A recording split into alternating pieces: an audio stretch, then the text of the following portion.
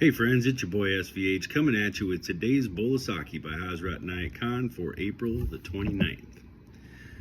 When souls meet each other, what truth they can exchange. It is uttered in silence, yet always surely reaches its goal. So yes, when two souls meet, a lot of truth can be exchanged, right? The truth about a person's vibration, their vibe, right?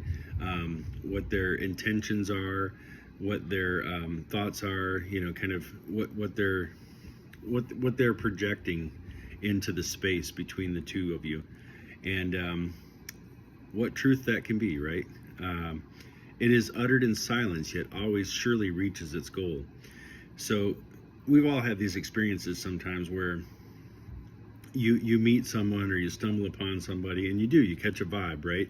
And you're like, hey, I like this dude, he seems cool, or I really appreciate the energy that this person gives off. And a lot of times that is uttered silently, right?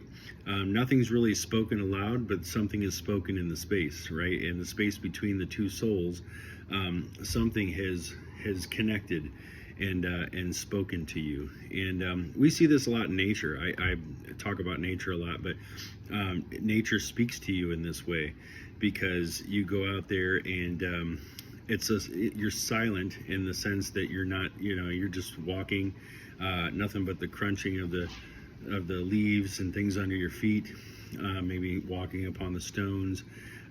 Aside from that, the breath, but in terms of speaking and using the voice and things like that, typically you're silent. And during that silence, what truth is exchanged, right? The truth of your environment, the truth that we're connected to nature. You start to feel less like this person and more like a part of the ecosystem and everything that's around you. And what truth can be exchanged when two souls meet? And Mershid goes on to say, truth comes to man's soul, and yet truth is not the exclusive property of creed, caste, or race.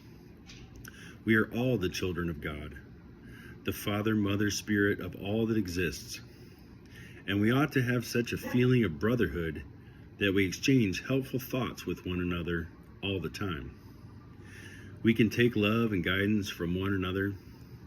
Speech is not as great a help as contact, but the privilege of meeting one another is great. When souls meet, what truth they can exchange. It is uttered in silence, yet surely always reaches its goal.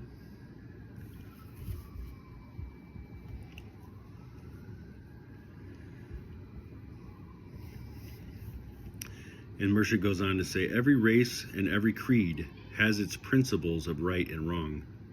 But there is one fundamental principle of religion in which all creeds and all people can meet. And that is to see beauty in attitude, in action, in thought, and in feeling. There is no action with a stamp on it saying it is right or wrong. But what we think right or wicked is really that which our mind sees as such, because it is without beauty. All the great ones who have come into the world from time to time to awaken humanity to a greater truth, what did they bring? They brought beauty. It is not what they taught, it is what they were themselves. Words seem inadequate to express either goodness or beauty. One could speak of it in 1,000 words, and yet one will never be able to express it. For it is something which is beyond words, and yet beyond words, and the soul alone can understand it. For it is something which is beyond words, and the soul alone can understand it. And the one who will always follow the rule of beauty in his life, in every little thing he does, will always succeed. So, there you have it, my friends. A little bowl of sake for you today. A little taste of beauty. I got a little twang on that. A little taste of beauty.